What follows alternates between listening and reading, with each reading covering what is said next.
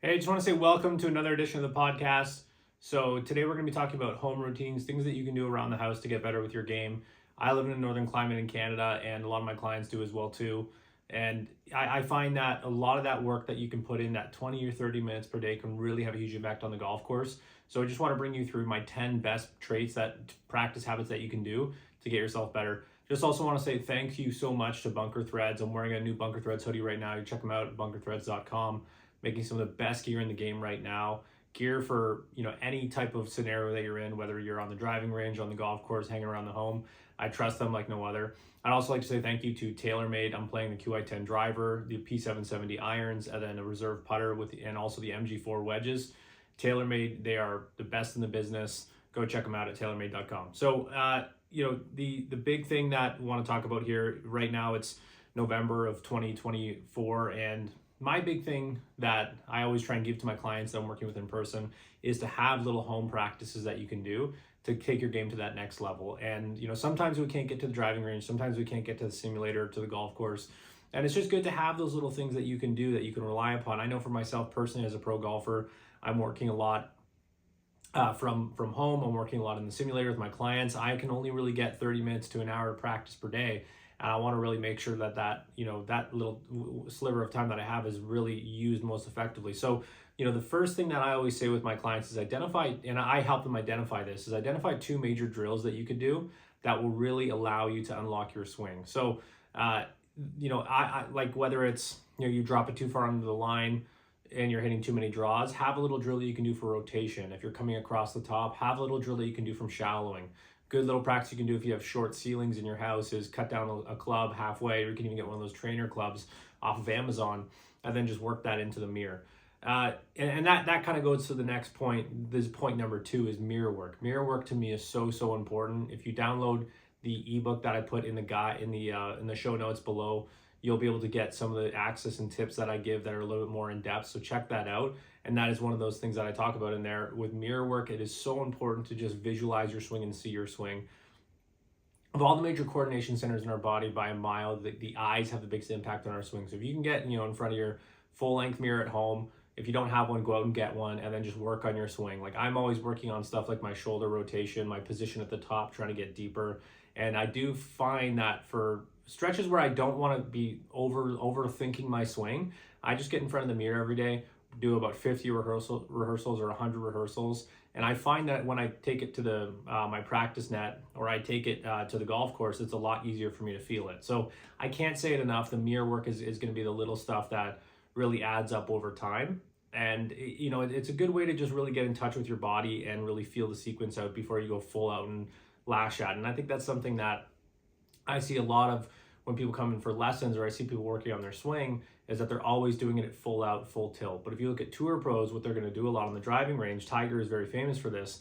They do like really slow motion swing and then hit a ball. Really slow motion swing, then hit a ball. And I think that's a very responsible way to work on your swing from a technical standpoint, because it's getting you away from thinking and it's getting you into feeling the swing, which I want you to always be in that spot where you're feeling out your swing, okay? Next thing I'll touch upon, you might have heard this story come up with Rory McIlroy, where he's hitting into a blank screen over and over again to just try and really get in touch with his swing and work on some technical things.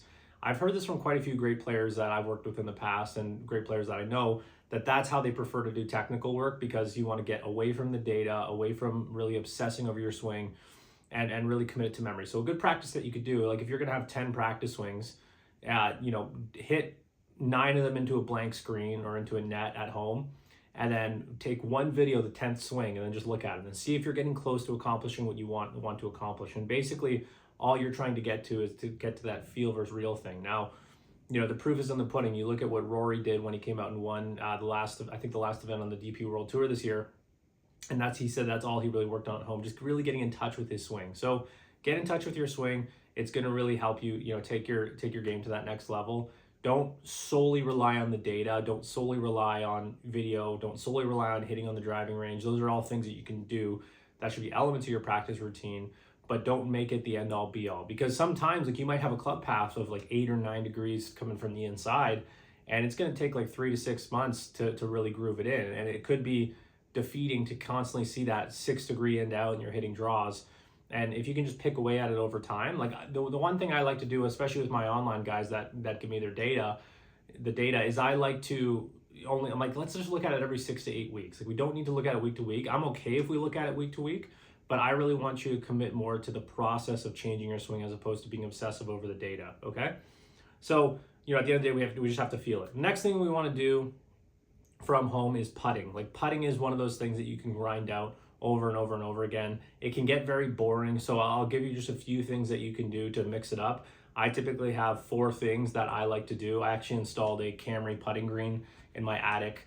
I did a lot of research on them, and I found that they were the best. This is an paid endorsement, by the way. I just really like Camry greens, and they actually mirror what tour speeds are at. So I just drilled a hole into my baseboard in my attic, and then or into the floor in my attic, and then laid the strip on, and I have perfect tour speed greens.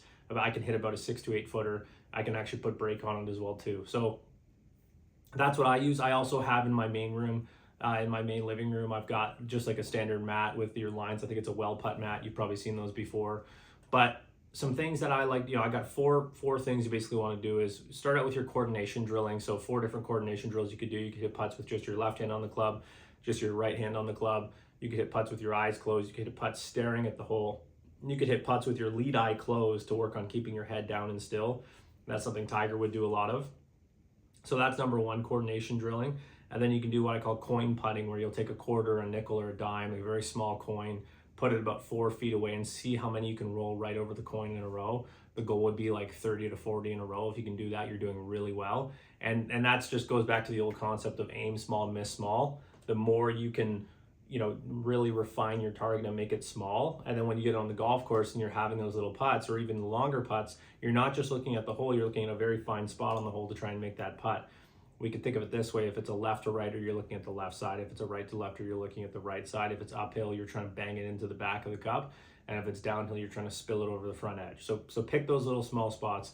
Coin putting, highly recommended. And stack a challenge on top of it. Like, see how many in a row you can make. Put some pressure on yourself. Like for me, I try and do 100 in a row from 6 feet every day. It's a pretty easy putt in my attic. I for whatever reason, I find indoor putting is easier than outdoor putting. It's probably because the surface is perfect. And if I can do 100 in a row, I'm feeling really good about myself. I get to rep number 90 and I start to sweat. I start to feel the pressure a little bit. The next thing would be have some training aid that you can work on with your putting. Like I've got the putting tutor where it's got the line on it with the 2 little marbles, and if you hit one of the marbles, they go offline, so it's working on start line. I love that one. You could use a putting mirror. I'm not a huge fan of that one personally, just because I find that it does get awkward putting your putter on a mirror and then hitting your stroke. But the way I like to typically do it with getting my eye line correct is when I start out my putting routine, I'll place a ball at my eye line and then just drop it and see if I can drop it on the ball on the ground where I've set up at, and that typically tells me that my eye line is in the correct spot. But a lot of tour pros use putting mirrors, so I'm definitely not against them. It's just for me personally, I don't love them. And then a putting arc. I love putting arcs. I think they're one of the best tools out there.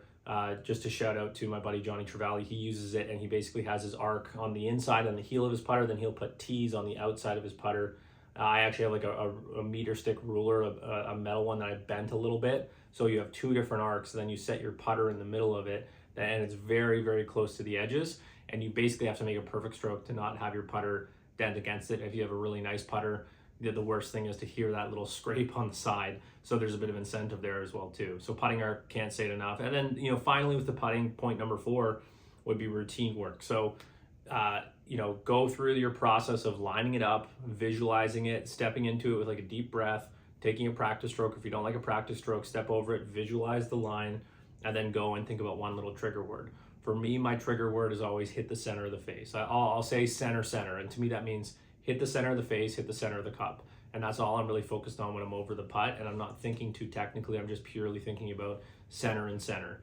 Routine work, it's not always the fun stuff, but like I find if you do a lot of putting practice and you hit 50 in a row from the same spot, and then you have that one putt on the second hole for a par, 6 footer, right to left slider, it feels way different than rep number 20 on your repetitive putting practice routine. So you want to mix it up. And I find the routine work, it slows you down. It makes you a little bit more thoughtful about the stroke. It makes it count a little bit more. So even a good a good little way to end off your putting routine would be, let's make 10 in a row from 5 feet going through my full routine. It's actually a lot harder than you think, okay?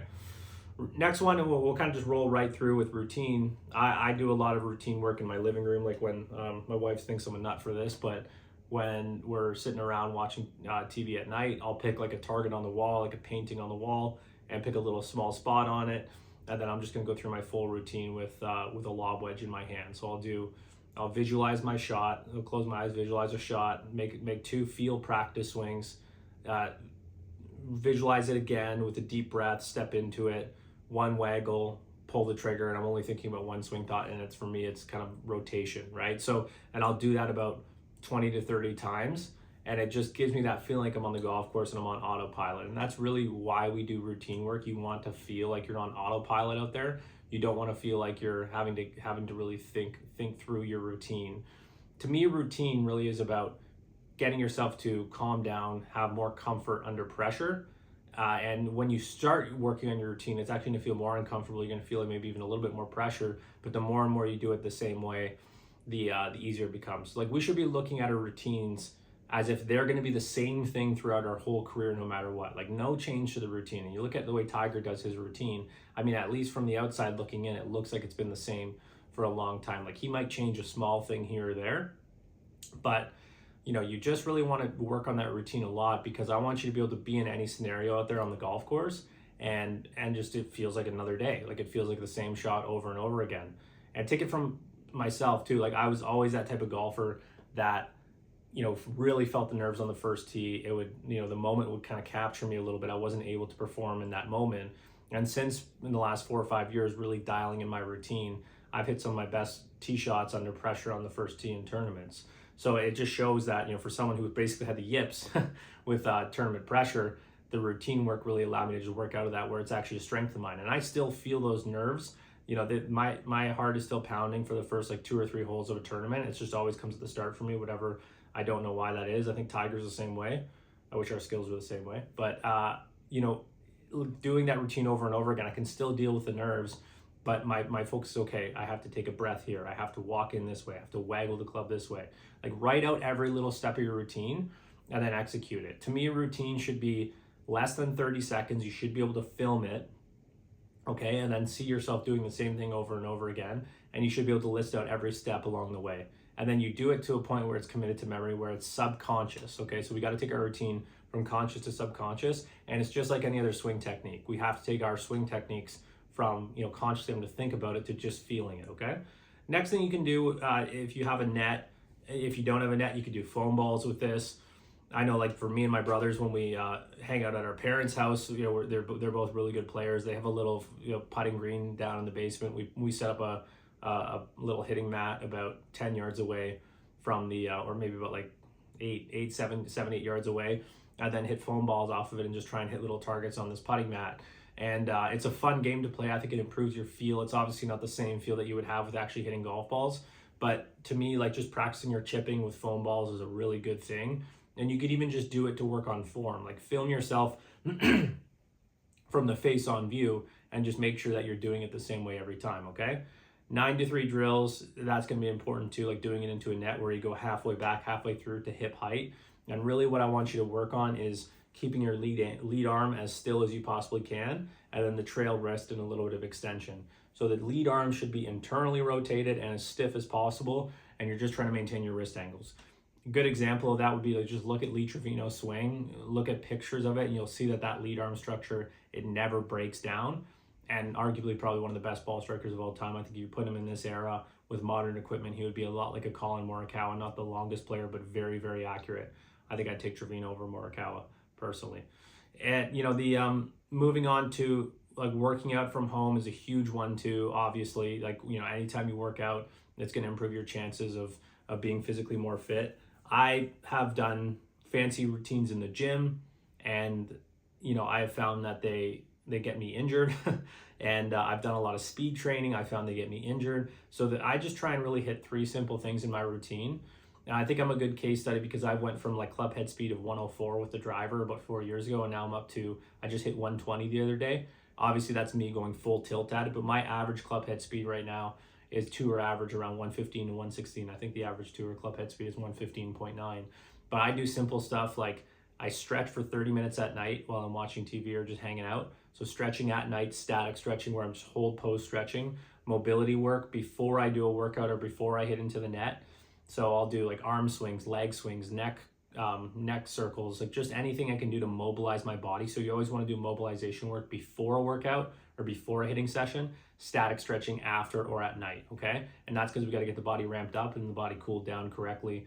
I always, I always get a little nervous when I see people doing static stretching and then going and hitting golf balls afterwards, because you're probably slowing yourself down and making yourself actually more prone to injury, because you want to get your body in a ready state, and movement is key to get yourself worked up. Like if you look at the way PGA Tour players train before they do their before they go and play, they're in the gym, they're pushing just a little bit of weight, but they're really just trying to get dynamic movements in. They're not doing a lot of hold pose stretching, okay?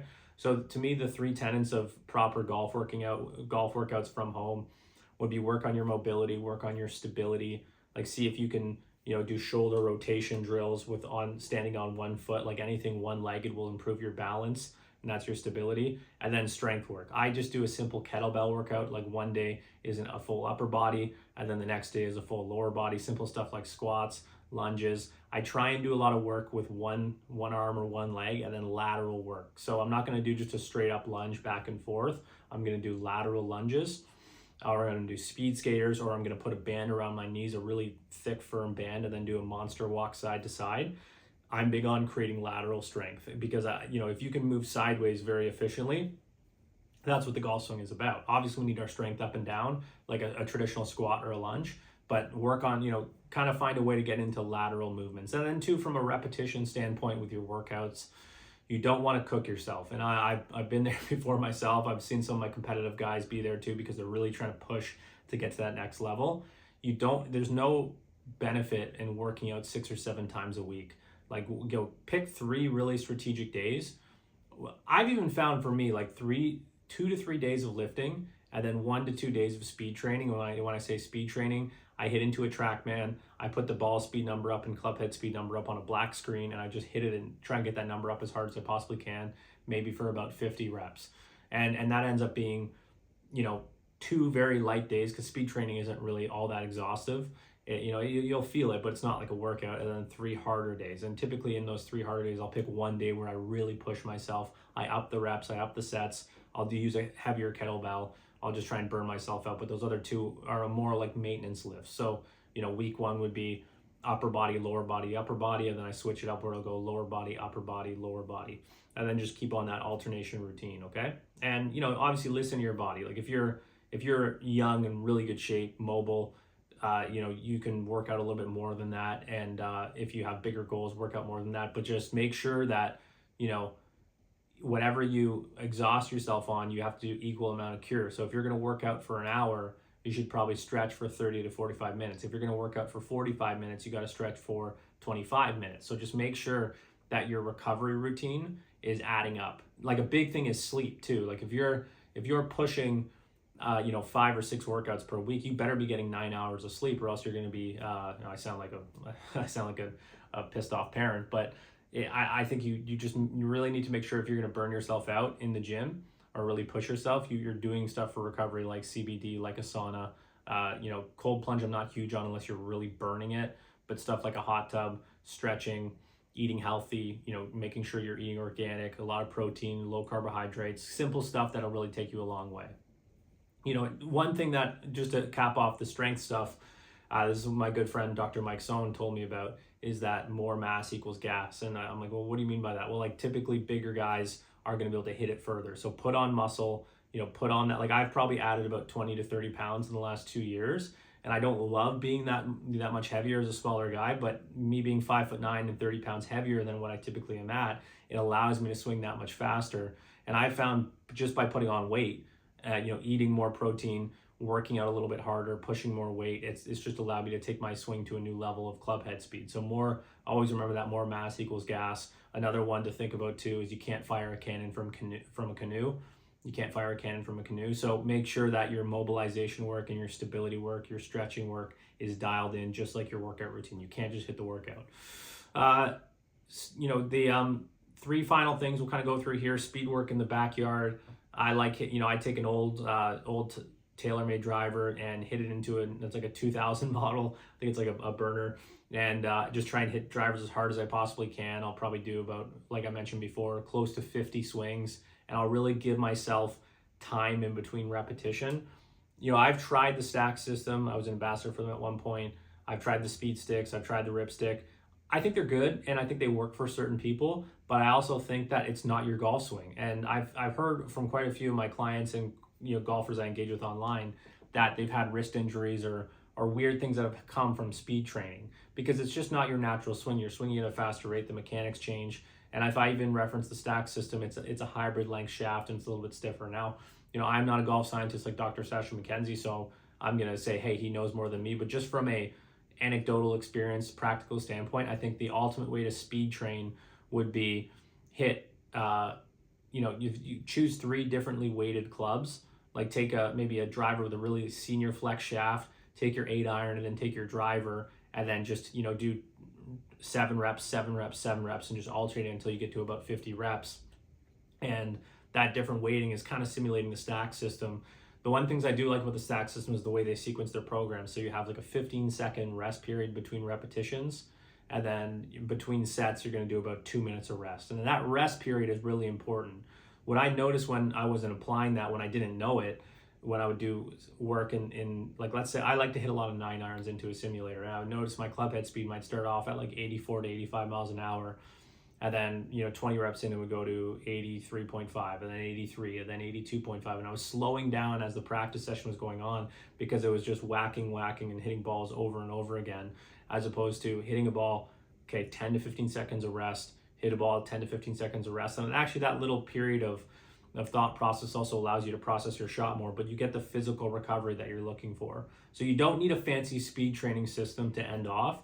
Just hit balls into a net with an old driver and different weighted clubs. If you're in a northern climate, you got to be careful. Like, you don't want to hit, definitely don't want to hit any model that's beyond 2018 in the cold into a net, because you will crack that driver if you have any bit of club head speed. So pick an old club, even like an old 3-iron, something you can do to just jack that speed. And the intention when you're swinging that speed, pushing for that speed, is swing as hard as you possibly can, no regard for where the ball is going. That's why I love doing it in a TrackMan, where I can just see the club head speed and ball speed number, and I'm just trying to get that number up as much as possible. You've seen the best player in the world do this. I saw Sam Burns do this at the Canadian Open this week. Scotty Scheffler's got that grip trainer that he puts on an iron and hits it over and over again. I would highly recommend go get an old 7-iron, put a grip trainer on it, and then just do practice reps with that. It pretty much simulates the perfect grip, where you get the 2 V's pointed at your right shoulder for a right-handed golfer, left shoulder for a lefty, and just work on that. You can even do your 9-to-3 swing drills with that. And then the final thing would be, and this is the stuff I always find I have to push people to do, but it really can have an impact on just your mindset on the golf course, is do some form of visualization work and meditation work when you're actually in the off season. So I like to do things like with visualization. I will just try, as I go to bed, I'll try and visualize the perfect round of golf. And I only ever end up getting like 12 to 13 holes in, because I end up passing out, but I'm just imprinting in my mind what a perfect round of golf feels like. I also like to listen to, maybe I'm a bit of a lunatic for doing this, but I like to do meditation music while I work out in my attic when I'm alone, and it just really allows me to kind of calm down and focus on the form, focus on the repetition, and it just calms my mind down. It's kind of like a double meditation I find when I'm moving in a very intentional way. And I'm also listening to meditation music, guided meditation music. I personally love stuff like East Forest or Ram Dass on Spotify. You can check that out. So that's about 10 tips there for working on your game from home. I think you're gonna get some great value from this. The most important thing is write out a routine. I have a routine in the ebook that I have in the notes. So just, you can click on that link, enter in your email, and you'll get a whole guide on that. And then also too, I'll send you a whole bunch of tips. I think it'll really help you out. Thanks so much for listening along. And if you've been enjoying the show, please share it, subscribe, leave me a 5-star review. It really means a lot to keep this stuff going. And if you're getting a lot out of this, please reach out to me, DM on Instagram at Lancaster Golf Performance. I'd love to hear more about what you're going through in your game and how you're looking to improve.